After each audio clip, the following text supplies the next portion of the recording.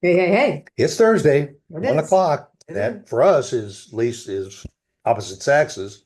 And we don't know whether you're watching us at 11 o'clock on Thursday or 1 o'clock on Thursday or whatever time or what day, but we're But you're here. you're glad to have you here Yeah. Thanks for joining us. as always every week. And we don't say it enough, but big shout out to Christine Dean, who is the producer and sponsor of this show. She is the networking diva, and all she helps produce this show. She can help you produce a podcast if you'd like. She can even help you if you want a better presence on your social media. You can always reach out to her. Go to the dfwnetworkingdiva.com and reach out to Christine Dean. Thank you. She is so busy. I She, don't know yeah, how she does it all. yeah. In fact, when I go to schedule Wow. any of our podcasts and all, I got to be quick on it to schedule the Yeah, but time because there's so many people that are using vying her for time. for their shows and Right. their interviews that you got to be quick. God. Well, she's Uh, good at what she does. she is. She's very, Excellent. very good. We we were talking about fashion We and were? the changes Oh, in we fashion. were. Well, You were. considering we spent 40 years in it, I spent we 45. we saw lots of changes. We did a show a few weeks back where we were talking about going out to restaurants and about how you used to go out to restaurants that had fine cloth, Mhm. tablecloths and all, and the dress code was more elevated, and it was a different experience than going to a burger joint. Today, it seems like, No tablecloths, maybe a chair, and you get it yourself. remember the last time you saw a a table server in a tuxedo? No. I think We were talking about table 13 last week, and I don't even think they wear tuxes. no, They wear I, nice shirts with I remember black the ties. Drake Hotel in Chicago. Was They that used to do tuxedo? that. The The drink? Phil Schmitz when I was No. growing Phil up. Schmitz? hmm Servers Really? wore tuxedos. And ham? Yep, because Oh, it was a fine restaurant. Uh, you know, I don't remember. I was don't little. don't do that very often. But in almost everything, it seems that what I call high fashion, where women would get dressed up, men would get dressed up, everything seems to have become relaxed. Case in point, the Academy Awards. Hmm. When you look at the Academy Awards, and then they usually have 1 or 2 hours before on the red carpet, Hmm. and some of the women come in long gowns and sequins and all, and they're with a guy who is wearing a tuxedo with an open collar shirt, and he's wearing loafers with no socks, or and probably more the men than the women. The women have a tendency to want to get really dressed up nice. The men look like, pardon the expression, schlubs, or they wear a tuxedo with sneakers. Uh, and you think all of these people have stylists that help get them dressed, and you think, what were they thinking? You're going to a prestigious affair and all, and I think that's you the don't look macho the part. cool way of looking. That's It's the new look for the younger people. And it's all about wear what I want to wear, not what is more appropriate for the venue. Yeah. I mean, But they get away with it. yeah. I mean, even in country music, I remember going back decades when you'd watch the Country Music Awards, there was more rhinestones and Mhm. glitter and Mhm. sequins and all There than you still could is a lot imagine. of it. You almost needed sunglasses to watch it. And now, if they show up in a pair of jeans and an open Most collared people shirt, do. I think the older people, you know, the older ones do. They get dressed. that it's the image has kind of changed. And I mean, I'm a fan of being comfortable. I we just went out recently, and I had to put on a suit and a tie all night long. You were a mess. I'm just going like this because I am so uncomfortable in a tie after having worn one for so many years, that you say, I'm sorry, I know that this is a nice affair and all, but I'm not comfortable in a tie. I'm going to be miserable. Then you know what you should do? You have a shirt, and they're a lot more like it, with the low, it's not a turtleneck. It's a low collar. Like a Henley Yeah, the type buttons collar. all the way up, and it's a little dressier looking. And to me, you should wear that like a white on white something, because then we went out to another place where you were supposed to fairly dress up. And you didn't, you wore an open collar shirt with a sport coat. Okay. But But I there were other people thought, that were there wearing like what I'm wearing, just a button-down collar sport type shirt well, I'm with gonna a pair of tell you what your slacks. mother and my mother used to say. Just No, because they're wearing it doesn't make it right. And that's right. for what we were doing and where we were going, I thought you probably should have had that tie on. But again, we're both old fashioned. Well, and some of those So, restaurants that are classier restaurants, if somebody walks in with a t-shirt and blue jeans and all, they generally end up in a table that's back over in a corner. They're not certainly not going to well, be up near the door. no, they used to give you a tie or jacket. You'd go Yeah, to the coat room and then but that's an added you'd get, expense. yeah, and they would give it to you so you could be in the restaurant. But I, the thing is, and I don't think that the younger people, the younger parents think about it this way, but I think you're teaching your kids something very important. And that is, it's not always about what you want to wear. It's about what you should be wearing in respect for other people Okay, and for you're right. the appropriateness of the event. Yeah. So how do you explain churchgoers today? Oh, I'm not saying they're right or No, wrong. I mean, I'm saying that Oh, that's the it same is. thing that generally, growing up, you got fairly dressed up to go to Sunday school, Mhm. Yeah, yeah, yeah. to your church services, and Mhm. today they don't care how you come to the services, just come. Yeah, well, that's just it, because it's very hard to get the congregants into these synagogues, mosques, and churches. Yeah. Maybe not the mosques. Maybe not the mosques. That's a whole Well, different no, story. but I mean, we've been to the mosques, and uh, uh, the clothing very often that Muslims wear when they go to worship is very comfortable. It's more like long Well, robes, it has to be both men almost. and women. It could be slacks and all. And that's a little bit, because that's a traditional garb. The Buddhists and the Hindus, they often also wear comfortable tight Well, clothing because with they're praying on the flat floor. shoes. Yes. That makes a Yeah. difference.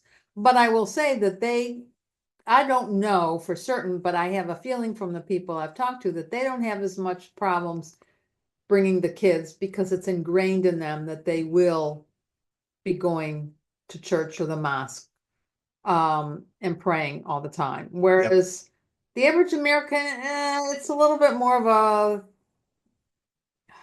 it's come see, come saw if you go to church, at least for some people that we know. Um, I just think that you need to teach your kids something. I know our grandson loves to dress up. He gives you a little bit of flack in the beginning, but he really Right. enjoys it, and Right. he feels good when you compliment When he him. And does get dressed when up, he he does, does it he right. knows he looks good. Yeah. Um, I just think we're missing something with our young people by You know, not pushing them a little harder to look a little you bit know, more you men appropriate. you mentioned cruises, and all. We've gone on many cruises, and usually when you go on a cruise, especially for a week, there is one or two designated dress up evenings, Hmm. and it's usually called formal night. Hmm. And in the beginning, I had a tuxedo and Yeah, I I took did. it with me, and we would wear it on formal night. Now I would take a suit. Right. I would, because I'm older And they would be and all. thrilled But to accept you sometimes a in. guy will show up with blue jeans, but he's got a sport jacket on over an open Well, collared shirt, and yeah, that's considered dress up on but a cruise. it used to be that they turned you away.